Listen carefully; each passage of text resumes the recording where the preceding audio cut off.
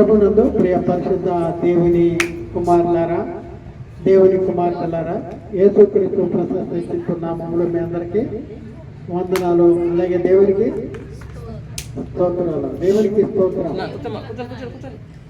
దేవునికి స్తోత్రం, స్తోత్రాలు చెల్లించాలి దేవునికి.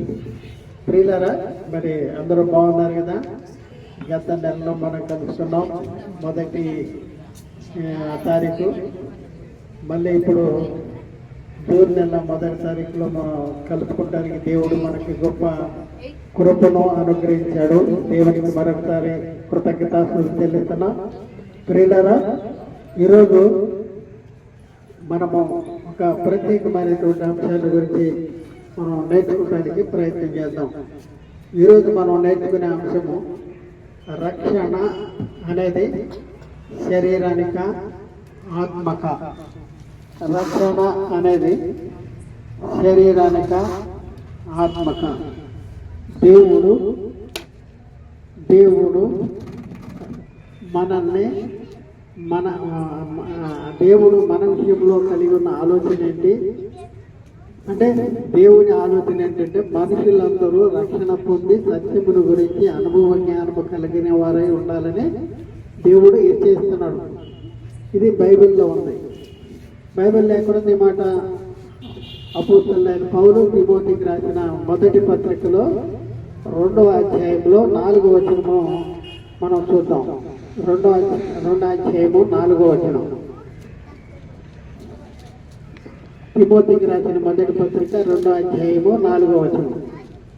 ఆయన మనుషులందరూ రక్షణ పొంది సత్యమును గూర్చి అనుభవ జ్ఞానము పొందిన వారై ఉండవల్లని ఇచ్చుతున్నాడు.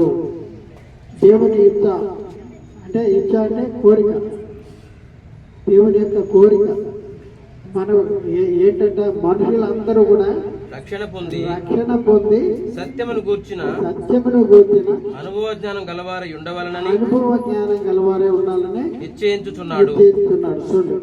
దేవుడు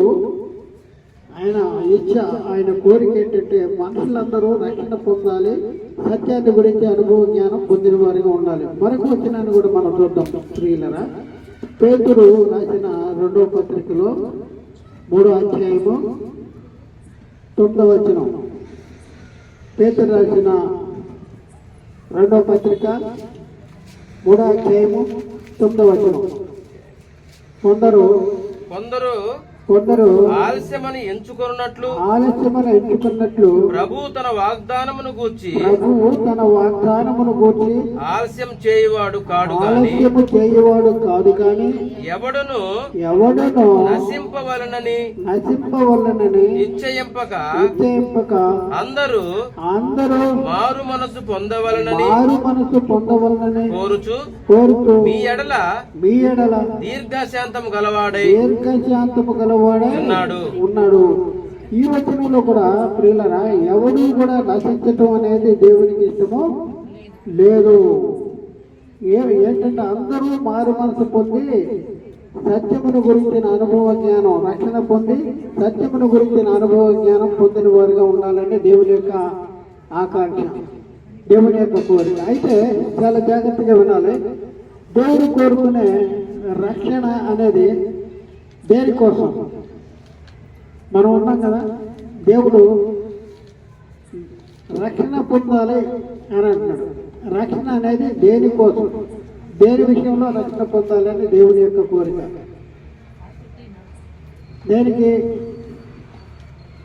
అంటే ఇక్కడ మనం చూస్తే రక్షణ అనేది దేనికోసం అంటే శరీరం కోసమా ఆత్మ కోసమా? చెప్పండి, దేనికోసం? మనిషి అందరు పురుషుల కలయిక. చెప్పండి, మనుషులు అందరు పురుషుల కలయిక. 2వ కొరింథీ పత్రికలో మనం చూసుకున్నప్పుడు అక్కడ ఏముంది? 2వ కొరింథీ పత్రికలో 4వ అధ్యాయంలో 16వ వచనం. కావున కావున మేము అధైర్యపడము, మా బాహ్య పురుషుడు కృషించుచున్నను, ఆంతర్య పురుషుడు దినదినము నూతన పరచబడుతున్నాడు. ప్రియులారా, ఇక్కడ ఆలోచించేది మనిషి అందరూ పురుషుల కలయిక. ఇక్కడ ఈ వచనంలో బాహ్య పురుషుడు ఆంతర్య పురుషుడు అనేసి ఈ వచనంలో రాయబడింది. కాబట్టి మనిషి అందరు పురుషుల కలయిక అంటే బైబిల్ చెప్తుంది ఏంటంటే మనిషి ఇద్దరు పురుషుల కలయిక అనేసి బైబిల్ చెప్తుంది. ఇద్దరు పురుషులు ఎవరు? బాహ్య పురుషుడు అంటే శరీరము, ఆంతర్య పురుషుడు అంటే ఆత్మ. అయితే ఇప్పుడు దేవుడు మనుషులందరూ రక్షణ పొంది సత్యమును గురించి అనుభవ జ్ఞానం కలవారే ఉండాలని దేవుడు చేస్తున్నాడు. దేవుడి ఉద్దేశం ఏంటంటే ఎవడు కూడా నశించడం దేవుడి ఉద్దేశం కాదు. అయితే ఇప్పుడు మనం ఆలోచిస్తే రక్షణ అనేది దేనికి కావాలి? మనము అనేది మనం వదిలితే మనిషి ఇద్దరు పురుషుల కలయిక.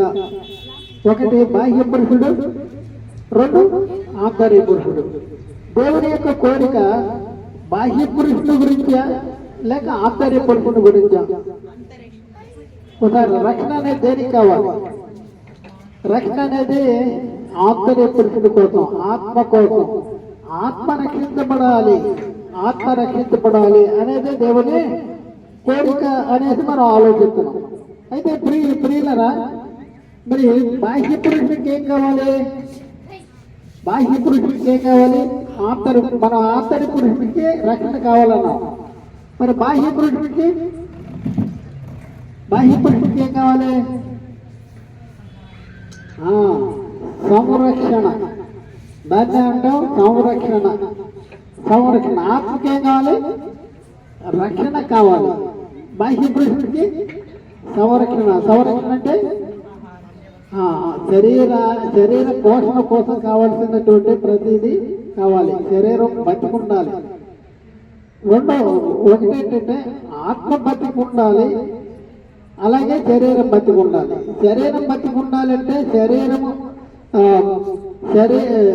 శరీరంలోంచి ఆత్మ ఎడబాటు కలిగితే శరీర మరణం వస్తుంది. అయితే ఆత్మ సంబంధమైన మరణం అంటే ఏంటి? దేవుడై ఉన్న ఆత్మ నుండి మనమై ఉన్న ఆత్మకు ఎడబాటుకి ఆత్మ సంబంధమైన మరణం అంటారు. అయితే శరీరము జీవించి ఉండాలంటే శరీరానికి ఏం కావాలి? ఆహారం కావాలి. అంటే దాన్ని ఏమంటున్నాం? సంరక్షణ కావాలి.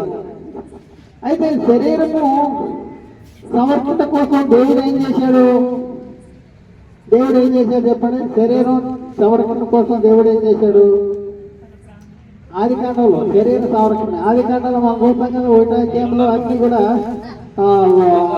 ఫల వృక్షాలని వాటన్నింటినీ మరి దేవుడు కలిగి చేసి దేవుడు అంటున్నాడు, జంతువులు కానీ పక్షులు కానీ ఫల వృక్షాలు కానీ ఫలాలు ఇచ్చే వృక్షాలు కానీ ఇవన్నింటినీ కలిగజేసిన తర్వాత మీరు భూమి మీద వాటిని ఏలండి అంటాడు. మీరు ఫలించండి, అభివృద్ధి చెందండి, విస్తరించండి, భూమిని నిందించండి. అవన్నీ ఎవరి కోసం ఉన్నా? అవన్నీ ఎవరి కోసం? మనిషి కోసం, మన కోసం. దేవుడు ఏమేమి చేశాడు మన కోసం? చూడండి, ఈ చెట్లు, గాలి, ఎండ, వాన ఇవన్నీ కూడా శరీరం కోసం, ఆత్మ కోసం? శరీరం కోసం ఇవన్నీ ఉన్నాయి. అయితే ప్రియులారా, ఒకసారి ఆలోచించండి. ఇవన్నీ మనం అనుభవిస్తూ ఉన్నాం. మనిషి ఈ లోకంలో ఈ లోకానికి వచ్చిన కానించి ఏమో కావాలని కోరుకుంటున్నాడు శరీరం కోసం. పిల్లవాడు పుట్టాడు అనుకోండి, ఏం కావాలి? పాలు కావాలి, తర్వాత డ్రెస్ కావాలి, ఇవన్నీ కూడా ప్రతిదీగా కావాలి. పిల్లవాడు కానించి చనిపోయేంత వరకు మనిషి ఈ ప్రకృతిలో ఉన్న వాటన్నింటినీ అనుభవిస్తూ ఉన్నాడు. అయితే ప్రియులరా, మనం ఒకసారి ఆలోచించండి.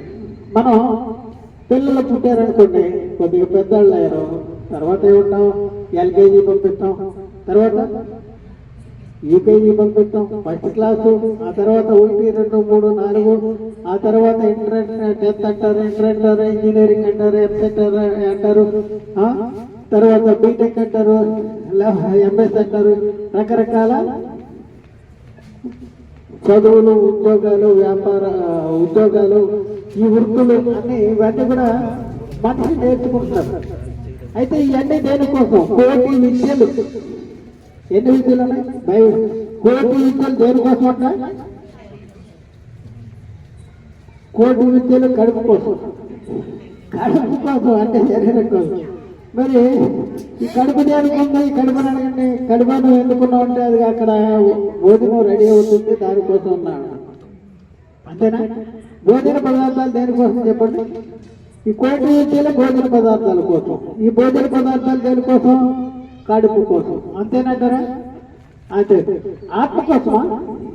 ఇప్పుడు నేను బీటెక్ చదివేది, లేకపోతే ఎంసెట్ చదివేది, లేకపోతే ఏది డాక్టర్ చదివేది, లేకపోతే రకరకాల విద్యలు ఉన్నాయి కదా, ఇవన్నీ దేనికోసం? ఆత్మ కోసం, శరీరం కోసం.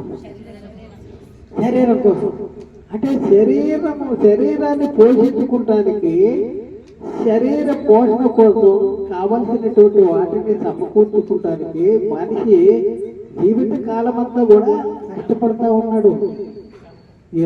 చూడండి, మరి మనిషి ఇద్దరు పురుషుల కలయికన్నాం కదా ఆత్మ. ఈ ఆత్మ రక్షణ కోసం ఏమైనా ఆలోచిస్తున్నాడా? శరీరము మరి ఎంతకాలం అవుతుంది చెప్పండి? కొద్దిగానే ఉంటుంది. శరీరాన్ని గురించి దేవుడు ఏమన్నాడు? ఆది కాండంలో మనం చూస్తే 3వ అధ్యాయం 19వ వచనంలో, నీవు నేలకు తిరిగి చేరు వరకు నీ ముఖము చెమట కాచి ఆహారము తిందువు, ఏలైనగా నేల నుండి నీవు తీయబడిపోయి నీవు మన్నే గనక తిరిగి మన్నైపోతావు. నువ్వు మన్నే గనక తిరిగి. ఒకప్పుడు ఏంటి శరీరం? మన్ను. దేవుడైన యెహోవా నేల మట్టితో నన్ను నిర్మించాడు. దేన్ని? నన్ను అంటే శరీరం. ఈ శరీరాన్ని గురించి ఏమని రాయబడింది ఇక్కడ 3:19లో? నువ్వు మన్నే కనుక తిరిగి మన్నైపోతావు. ఇది శరీరం ఏంటి? మన్ను. మనం జీవించినంత కాలం దేనికోసం కష్టపడుతున్నాం? మన్నైపోయే శరీరం కోసం. అంతేనంటారా? మరొక వచనం కూడా వెళ్తుందండి. ప్రసంగి గ్రంథంలో 12వ అధ్యాయం 7వ వచనంలో, ప్రసంగి గ్రంథం 12వ అధ్యాయం 7వ వచనంలో, మన్నైనది వెనుకట వల్లనే మరలా భూమికి చేరును, ఆత్మ దానిని దయచేసిన దేవుని యొద్దకు మరలా పోవును. మన్నైనది వెనుకట వల్లనే, అక్కడ అనలేదు వెనుకట వల్లనే అనేది అనలేదు చేసుకోవాలి. వెనుక ఏంటి? మన్ను. వెనుక ఏంటి? దేని గురించి చెప్తున్నాడు? మన్నైనది వెనుకట వల్ల మన్నైపోవును అనేది శరీరం గురించి చెప్తున్నాడు. శరీరం అంటే మన్ను. ఇది వెనకటి వల్లనే. వెనుక ఏంటి? ఇంతకుముందు మన్ను. దేవుడైన యెహోవా నేల మట్టితో నన్ను నిర్మించాడట. కాబట్టి ప్రియులను ఒకసారి అంటే మనిషి జీవించినంత కాలం దేనికోసం కష్టపడుతున్నాడు, దేనికోసం ఆలోచిస్తున్నాడు అంటే మన్నైపోయే శరీరం కోసం. మరి ఆత్మకి మరణం ఉందా? మనిషి ఇద్దరు పురుషులక నేను అనే ఆత్మ అనేది ఉంది. ఈ ఆత్మకి మరణం ఉందా అంటే మరణం ఉంటున్న ఆత్మ సరిపోతుందా? శరీరం సరిపోద్ది అంటున్నాం. ఆత్మకి మరణము లేదు, అంతము లేదు, ముగింపు లేదు. ఎందుకు లేదు? లేదంటే ఇప్పుడు శరీరం గురించి మన్నైనది వెనుకటి వల్ల మన్నైపోయింది అంటే వెనకేంటి? శరీరం. ఇది శరీరం బాహ్య పురుషుడు మన్ను. మన ఆత్మ ముందు. ఆత్మ ఎక్కడి నుంచి వచ్చింది? దేవుని వద్ద నుండి వచ్చిందా? దేవునిలోకి వచ్చిందా? దేవునిలో దేవుడు ఉండగా దేవుల్లోకి విడిపోయిన జీవాత్మే మనము. మనము అనేది ఆత్మలో. నేను అంటే ఆత్మ. ఇప్పుడేమంటున్నావు? ఇది నా ఫోన్ అంటున్నాం. ఫోన్ రంగారే ఉంటారా? ఇది నా శరీరం అంటున్నాం. శరీరం నగారవా? నేను అనేది ఎవరు? నా ఇల్లు అంటున్నావు. ఈ ఇంటి దగ్గర ఉంటారా అంటావు. ఇది నా శరీరం అంటున్నావు. శరీరం దగ్గర ఉంటారా? ఆ ఇంటిలో రంగారావు ఉంటాడు, ఈ శరీరంలో రంగారావు ఉంటాడు. ఒకసారి ఆలోచించి, మరి నేను మనమైన ఆత్మ ఎక్కడి నుంచి వచ్చింది? ఒకప్పుడు ఎక్కడుండేది? ఎక్కడి నుంచి ఊడిపోయింది? తెలుసుకోవాలి. ఇది తెలుసుకుంటేనే ఈ లోకం మనం ఈ లోకంలో చనిపోక మునుపు ఈ సంగతి తెలుసుకోవాలి. రక్షణ అనేది దేనికోసం? దేనికి రక్షణ? దేవుని యొక్క ఉద్దేశం ఏంటి? దేవుని యొక్క ప్రణాళిక ఏంటి? ఇవన్నీ తెలుసుకోవాలి. మనం దేనికోసం ఆలోచించాలి, దేనికోసం కష్టపడాలి, దేవుడు మన విషయంలో ఏం ఆలోచిస్తున్నాడు, దేవుడు యేసుక్రీస్తుని మనమైన ఆత్మ కోసం ఎప్పుడు నియమించాడు, అసలు యేసుక్రీస్తు ఈ లోకానికి వచ్చింది శరీరాన్ని పోషించటం, సంరక్షించడం కోసమా, లేకపోతే ఆత్మను రక్షించడం కోసమా? యేసుక్రీస్తు పదేంటి? దేవుడు ఎందుకు యేసుక్రీస్తుని పంపించాడు? శరీర పరిరక్షణ కోసం. అంటే దేవుడు అన్ని ఇచ్చేశాడు. గాలులు, ఎండలు, వానలు, తెలయేళ్ళు, ఈ చెట్లు, వీటన్నిటినీ శరీరం కోసం ఇచ్చేశాడు ముందే. అన్నిటినీ దేవుడు సృష్టించిన తర్వాతే ఆఖరిలో దేవుడు తన పోలిక చొప్పున తన స్వరూపం ముందు దాన్ని సృష్టించాడు, ఈ లోకాన్ని పంపించాడు. అలాగైతే ఒకసారి ఆలోచన, దేవుడు ఎవరు దేనికోసం ఉన్నాడు? శరీర సంరక్షణ కోసమా, ఆత్మ రక్షణ కోసమా? యేసుక్రీస్తు నియమించాడంటే దేవుడు. ఎప్పుడు నియమించాడు చెప్పండి? యేసుక్రీస్తుని మనమైన ఆత్మ కోసం దేవుడు నియమించాడు. బైబిల్లో ఎప్పుడు నియమించాడని చెప్తుంది? జగత్తుకి పునాది వేయబడక మునిపే దేవుడు క్రీస్తులో మనల్ని ఏర్పాటు చేసుకున్నాడు. ఎఫ్సీ పత్రికలో 1వ అధ్యాయము 4వ వచనం నుండి 6వ వచనం వరకు అక్కడ మనం చదువుకుంటే, ఎట్లనగా తన ప్రియనందు తాను ఉచితముగా మనకు అనుగ్రహించిన తన కృపామహిమకు కీర్తి కలుగునట్లు తన చిత్త ప్రకారమైన చూడండి, తన చిత్త ప్రకారమైన దయా సంకల్పము చొప్పున యేసుక్రీస్తు ద్వారా తనకు కుమారులుగా స్వీకరించవలెనని మనలను ముందుగా తన కోసం నిర్ణయించుకొని, చూడండి, మనలను ముందుగా తన కోసం నిర్ణయించుకున్నాడు. మనము తన ఎదుట పరిశుద్ధులమును నిర్దోషులమునై ఉండవలనని జగత్తు పునాది వేయబడక మునుపే ప్రేమ చేత ఆయన క్రీస్తులో మనలను ఏర్పరచుకున్నాడు. దేవుడు క్రీస్తులో మనల్ని ఏర్పరచుకున్నాడంట. ఎప్పుడు అంటే జగత్తుకి పునాది వేయబడక మునిపే ఎక్కడ ఉండాలనుకున్నాడ? తన సన్నిధిలో అనుకున్నాడు, పరిశుద్ధులుగా ఉండాలనుకున్నాడు, నిర్దోషులుగా ఉండాలి. అంటే ఎవరిని? శరీరం కోసం ఆలోచిస్తున్నాడా దేవుడు? ఆత్మ కోసం ఆలోచిస్తున్నాడా? ఒకసారి ఆలోచించండి. ఆత్మ కోసం అయితే ఒకసారి ఆలోచించండి. దేవుని సంకల్పము జగత్తు పునాది వేయబడక మునుపే మన విషయంలో గొప్ప ప్రణాళిక ఆలోచన కలిగి ఉంటే, ఈ లోకానికి వచ్చినటువంటి మనము ఎవరి కోసం బతుకుతున్నాం? దేనికోసం బతుకుతున్నాం? దేన్ని పోషించుకోవడానికి కోసం బతుకుతున్నాం? ఒకసారి తోటి విద్యలు దేనికోసం? కూడు కోసం. చదువు దేనికోసం? ఇవన్నీ కూడు కోసం. ఆత్మ కోసం అంటే ఆత్మ కోసం కాదు. మరి ఒకసారి ఆలోచించండి, ఏం చేస్తున్నాం? మనిషి ఈ లోకానికి వచ్చి చాలా బిజీ, అంటే బిజీ, ఖాళీ లేదు. ఎంత పరిస్థితి వచ్చేసిందంటే అస్సలు ఖాళీ లేదు. రకరకాల పనులు ఆత్మ కోసం. ఏమైనా సరే, ఆత్మ కోసం, శరీరం కోసం. ఒకసారి ఆలోచించండి. మరి శరీరం కోసం కష్టపడి ఆత్మ గురించి ఆలోచించుకోకుండా గౌపం సరిపోతే ఎక్కడికి వెళ్తాం? ఆత్మ. శరీరం అయితే మన అయిపోద్ది అంటాడు. ఆత్మ ఎక్కడికి వెళ్ళాలి? దేవుడి దగ్గరికి వెళ్ళాలి. దేవుడి దగ్గరికి వెళ్ళడానికి నువ్వు బతుకుండగా ఆలోచిస్తున్నావా? ఆత్మ గురించి ఏమన్నా పని చేస్తున్నావా? ఏం చేయట్లేదు, మర్చిపోయాం. దేవుడు ఉన్నదే శరీరం కోసం అనుకుంటున్నాం, యేసుక్రీస్తు ఉన్నదే శరీరం కోసం అనుకుంటున్నాం, యేసుక్రీస్తు ఈ లోకానికి వచ్చిందే శరీరం కోసం అనుకుంటున్నాం. అందుకనే దేవుడిని శరీరానికి కావాల్సిన కోరికల కోసమే దేవుడికి ప్రార్థన చేస్తాము. శరీరానికి కావాల్సినటువంటి అవసరాల కోసమే దేవుడికి ప్రార్థన చేస్తాం. చదువు కోసం, లేకపోతే ఉద్యోగం కోసం, లేకపోతే రకరకాల వాటి కోసం ప్రార్థన చేస్తున్నావు దేవుడికి. మరి ఆత్మ కోసం ఏమన్నా ప్రార్థన చేస్తున్నావు? తండ్రి, నా కుమారుడు ప్రభువులో లేడు, వాడి ఆత్మ నరకానికి వెళ్ళద్ది, మరి ఆత్మ కోసం, లేకపోతే నేను ప్రభువులో ఉండలేకపోతున్నా, నా ఆత్మ రక్షణ కోసం అనేది ప్రార్థన చేస్తున్నామంటే శరీర కోరికలు తీర్చుకుంటాం కోసమే దేవుని దగ్గరికి వస్తున్నారు, శరీర అవసరాలు తీర్చుకుంటాం కోసమే దేవుని దగ్గరికి వస్తున్నారు. ఒకసారి ఆలోచించండి ప్రియులారా, ఒకసారి ఆలోచించండి. ఇక్కడ మనం కోటి విద్యలు దేని కోసం అంటే కూడి కోసమే. ఒకసారి వచ్చిన చూద్దాం. ఇవన్నీ ఏంటి? అపొస్తలుడైన పౌలు కొరింథీయులకు రాసిన మొదటి పత్రిక 6వ అధ్యాయము 11వ వచనం.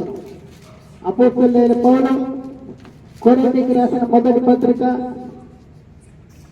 6వ అధ్యాయము 13వ వచనం.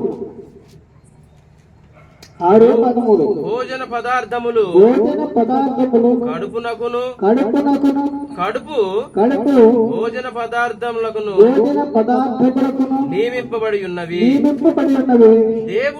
దేవుడు దానిని వాటిని నాశనము చేయును.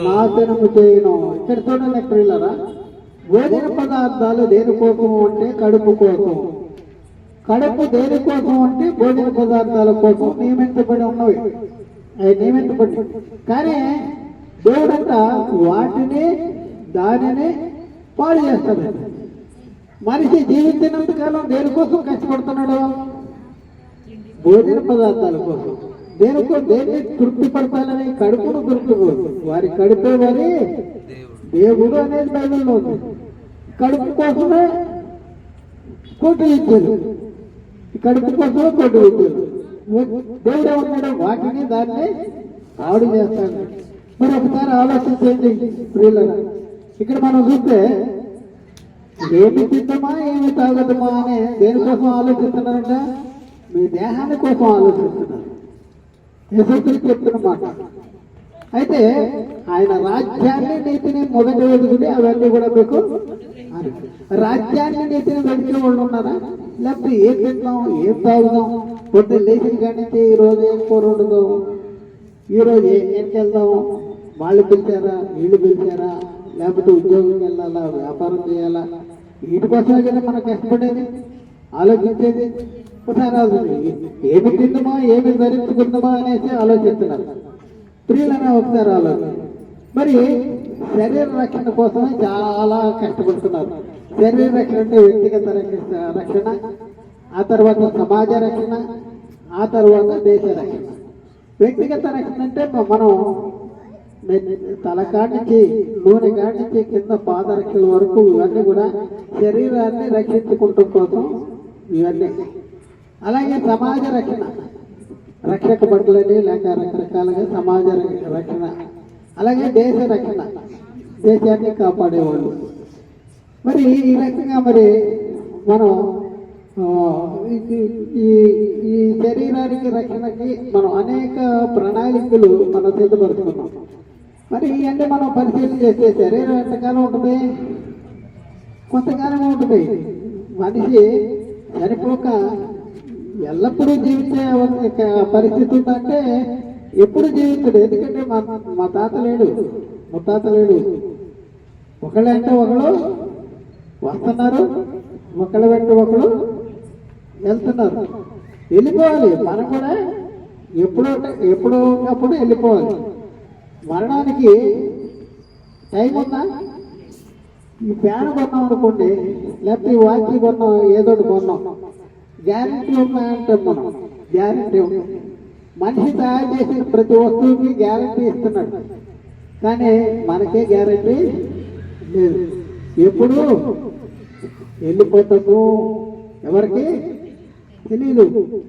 మరి పునాదులు లేని ఇంటిలో ఉన్నాం మనం.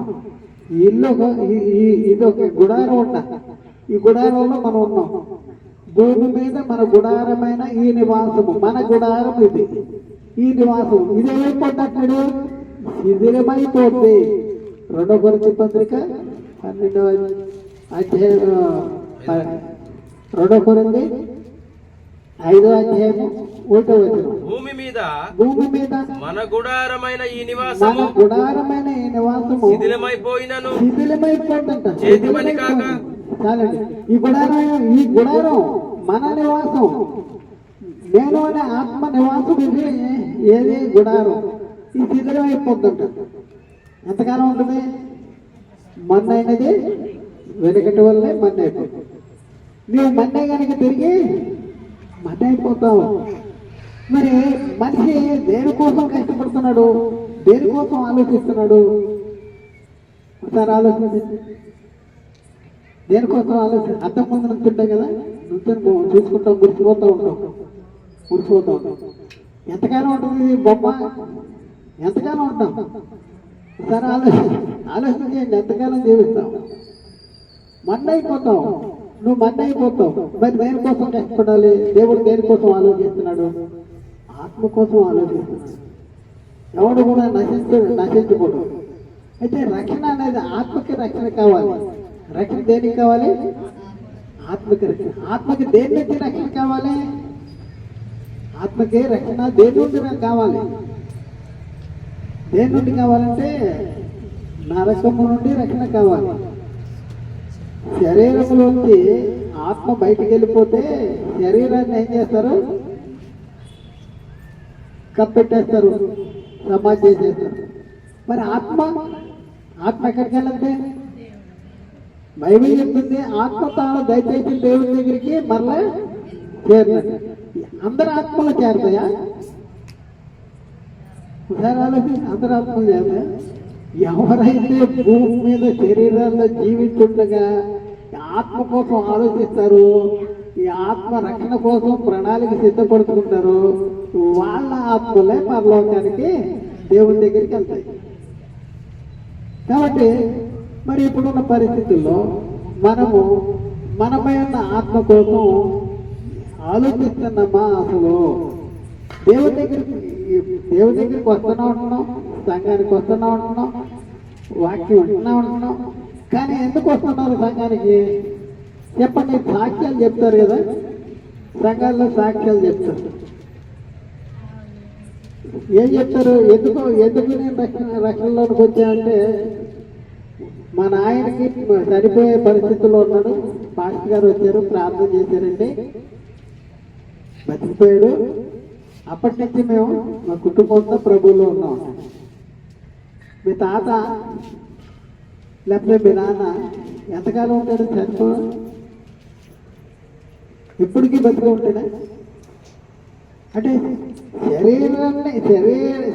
శారీరకంగా మా తాత బతికాడు అనేసి రక్షణ పొందుతున్నావా? లేకపోతే నా ఆత్మ నిత్య నరకం నుండి తప్పించబడాలని ప్రభు దగ్గరికి వస్తున్నావా? దేనికి వస్తున్నావు? ఈ లోక సంబంధమైన వాటి కోసమే ప్రభు దగ్గరికి వస్తున్నారు. చాలా మంది 100కి 80% మంది ఆత్మ కోసం దేవుడి దగ్గరికి కానీ క్రీస్తు దగ్గరికి కానీ రాట్లా. దేనికోసం వస్తున్నారంటే శరీరానికి ఏదో మేలు జరిగింది, మంచి జరగాలని జరిగిందని వస్తున్నారు. వచ్చిన వాళ్ళు కూడా దేవుడిని అడిగేది శరీరం కోసం అడుగుతున్నారు కానీ ఆత్మ కోసం అడగట్లా. మోసం జరిగిపోతుంది. సాతాను గారు మొన్న ఏం చేస్తున్నాడు? మోసం చేస్తున్నాడు. దేవుడు అన్నాడు ఆదామవ్వలతో, మీరు జీవవృక్ష ఫలాలు తినండి అని చెప్పాడు, మంచి చెడ్డల ఫలాలు తినొద్దు అని చెప్పాడు. కానీ సాతాను గారు దేని వైపు దృష్టి మళ్ళించాడు? ఆదామవ్వలనే మంచి చెడ్డల తెలివినిచ్చే వృక్ష ఫలాల్ని మీరు తినండి, మీరు చావరు అనేసి. కాబట్టి ఆలోచించేయండి, ఇప్పుడున్న పరిస్థితుల్లో ఆత్మ రక్షించబడాలంటే ఆత్మకి ఏం కావాలి? శరీరానికంటే మేత ఉంది. మనం తినే ప్రతిదీ కూడా శరీరానికి. మరి ఆత్మకి ఏం కావాలి? చెప్పండి. ఆత్మకి ఏం కావాలి? ఆత్మకి రక్షణ కావాలి. ఆత్మ రక్షించబడాలంటే ఏం కావాలి? ఆత్మ రక్షించబడాలంటే ఏం కావాలి?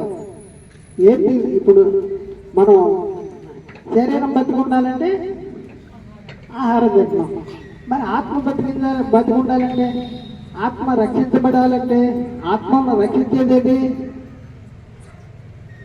యాకోబు పత్రికలో చూద్దాం. ఆత్మరక్షణ కావాలంటే యాకోబు పత్రిక 1వ అధ్యాయంలో 21వ వచనం.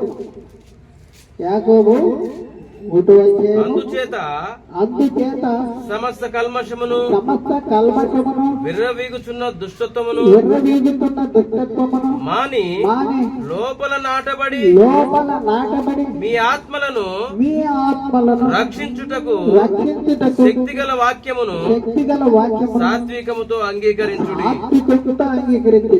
చూడండి, లోపల నాటబడి మీ ఆత్మలను రక్షించే శక్తి గల వాక్యము. వాక్యం ఎలాంటిదంటే దేనికి సంబంధించింది?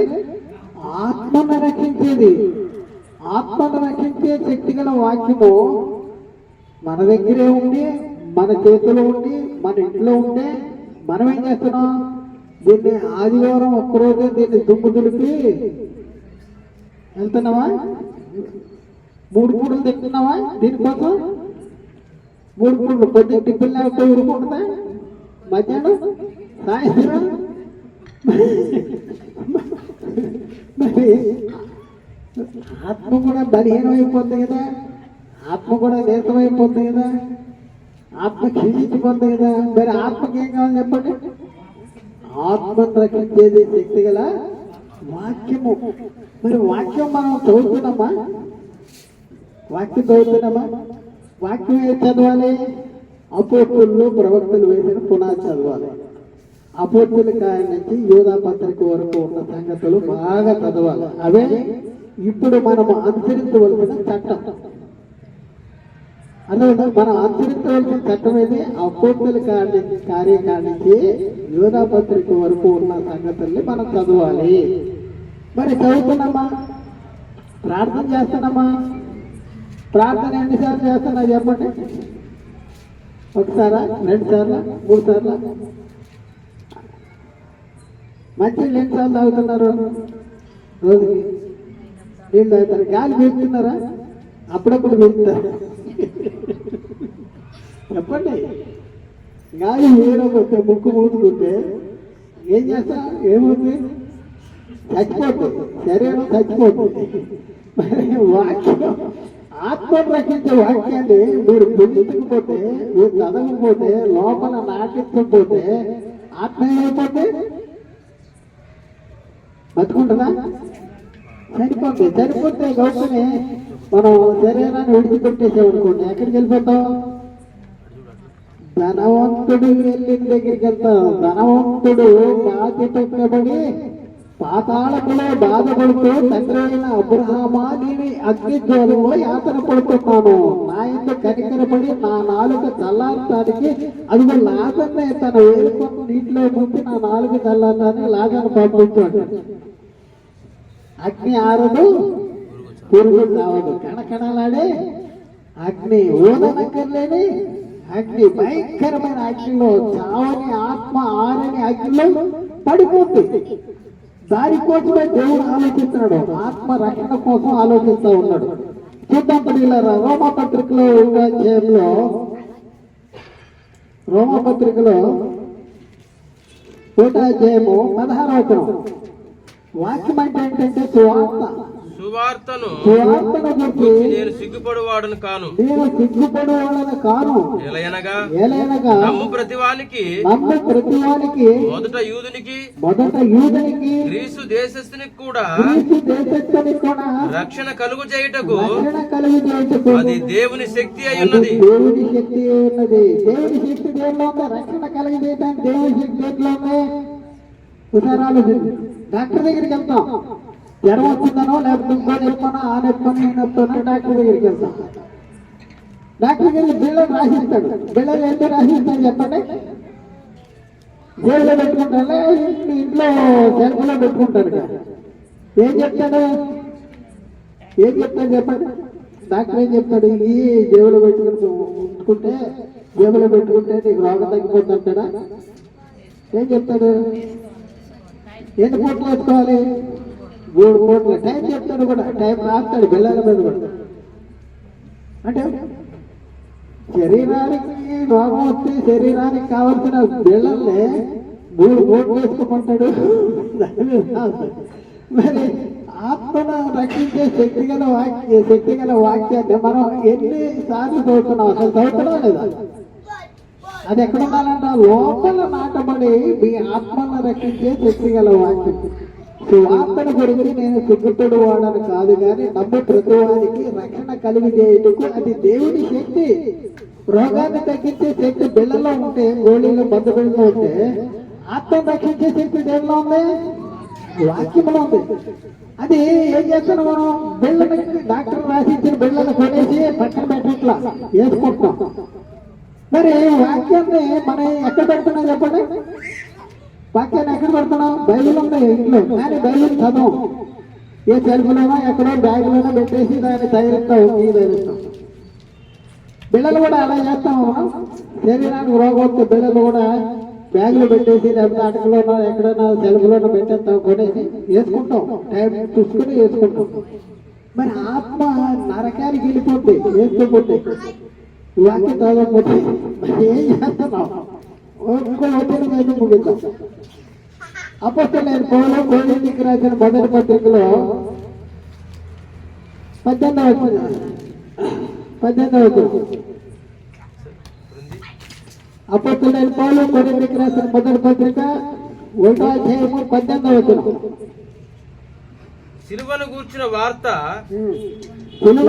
వార్త నశించుచున్న వారికి వెరితనము గాని రక్షింపబడుచున్న మనకు దేవుని శక్తి. రక్షించే శక్తి, దేవుని శక్తి ఏట్లో ఉందంట? సిలువను గూర్చిన వార్త. సిలువను గుర్తు 22వ వచనం కూడా చదువుతాం. 22వ వచనం. దేవుని జ్ఞానానుసారముగా లోకము తమ జ్ఞానము చేత దేవుని ఎరగకుండినందున సువార్త ప్రకటనను వెర్రితనము చేత నమ్మవారికి రక్షించుటకు దేవుని దయాపూర్వక సంకల్పమాయను అంటాడు. సువార్తనంట వెర్రితనము చేత నమ్మే వాళ్ళకి రక్షించడానికి దేవుని దయాపూర్వక సంకల్పము. కాబట్టి ప్రియులని ఒకసారి ఆలోచించి, దేనికోసం ఆలోచిస్తున్నాం? దేనికోసం మనం ప్రయాసం? ఎందుకు బతుకుతున్నాం? మనం ఈ బతికిన ఈ జీవిత కాలంలో మనం దేనికోసం ఆలోచించాలి? దేన్ని సంపాదించుకోవాలి? దేన్ని పొందుకోవాలి? లోక సంబంధంగా చదువు దేనికోసం? కూడుకోసం. కొట్టు విద్యలు దేనికోసం? కూడుకోసం. దేనికోసం? కడుపు కోసం. భోజన పదార్థాలు కడుపు కోసం, కడుపు భోజన పదార్థాల కోసం నియమించబడి, కానీ దేవుడు వాటిని దాన్ని పాడు చేస్తాడు. ఇది మన్నే అయిపోతుంది. మరి ఆత్మ ధనవంతుడి దగ్గరికి వెళ్ళాలా? లాజరు దగ్గరికి వెళ్తావా? ఉదాహరణ లాజరు అబ్రహాము ఆనుకోవడానికి వెళ్ళాడు, నెమ్మది పోతున్నాడు. ధనవంతుడు చనిపోయిన అగ్ని జ్వాలలో వ్యాసం పడుతున్నాడు. బతికున్నప్పుడే మనం ఆలోచించాలి మన ఆత్మ కోసం. చనిపోయిన తర్వాత అక్కడికి వెళ్ళిన తర్వాత ఏం చేస్తానికి? అక్కడ పని అయినా, ఉపాయమైన, ఆలోచన అయినా ఏమీ లేదు, అడుపులే పెడబొబ్బు. మరి ఈ అడుపుల్ని పెడబొబ్బల్ని తప్పించుకోవాలంటే మనం బతికుండగానే మనం ఆలోచించాలి మనమైన ఆత్మ కోసం. సువార్త అంటున్నాడు. సువార్త గురించి సిగ్గుపడువాడు కాదు, నమ్ము ప్రతి వారికి రక్షణ కలిగజేయటకు అది దేవుని శక్తి. మీ ఆత్మలను రక్షించే శక్తి గల వాక్యము. ఈ వాక్యం మామూలు కాదు. దెయ్యం పడితే కొడుతున్నారు, దెయ్యం పడితే కొడుతున్నారు. ఏమన్నా పీడకలు వస్తే తల దగ్గర దిండ్లే పెట్టుకుంటున్నారు. దీనికోసమేనా ఇది? ఒకసారి ఆలోచించండి. ఆత్మను రక్షించేది ఇది. మరి ఎంతమంది ఈ వాక్యాన్ని మరి గుర్తించగలిగారు? వాక్యంలో ఉన్న శక్తిని గుర్తించగలిగారు? వాక్యాన్ని చదువుతున్నామా? ప్రార్థన చేస్తున్నామా? ఎలాంటి పరిస్థితుల్లో ఉన్నాం? మన గురించి మనం ఆలోచించుకోవాలి. దేవుడు మన విషయంలో ఆలోచిస్తున్నాడు. మనుషులందరూ రక్షణ పొంది సత్యముల గురించి అనుభవ జ్ఞానము గలవారై ఉండవాలని దేవుడు ఇచ్చేస్తున్నాడు. మరి దేవుని ఇచ్చలో నువ్వు ఉన్నవా? దేవుని కోరికలో నువ్వు ఉన్నవా? నీవై ఉన్న ఆత్మ రక్షణ పొందడానికి నువ్వు తీసుకునే ప్రణాళిక ఏంటి? మనం బతికుండగానే మనం ఆలోచించాలి. చనిపోయిన తర్వాత మనమేమే చేయలేము. కాబట్టి ప్రియులారా ఆలోచించండి, దేవుడు మనల్ని ప్రేమించి అద్భుతమైనటువంటి సంగతి మనకు తెలియపరిచాడు. ఆయన ప్రేమను మనకు తెలియపరిచాడు, ఆయన యొక్క కృపను మనకు తెలియపరిచాడు. కాబట్టి ఇప్పుడైనా సరే మనం దేవుని చిత్తానుసారంగా మన జీవితాన్ని మలుచుకుని వాక్య ప్రకారం మన జీవితాన్ని మనం సరిదిద్దుకుందాం. అలాంటి కృప దేవుడు మనకు అనుగ్రహించును గాక. దేవుడు మాట్లాడిన ప్రతి మాట ప్రతి ఒక్క హృదయంలో నీరుగట్టి ఫలం చేయను గాక. ఆమేన్. అందరికీ వందనాలు. దేవునికి స్తోత్రం.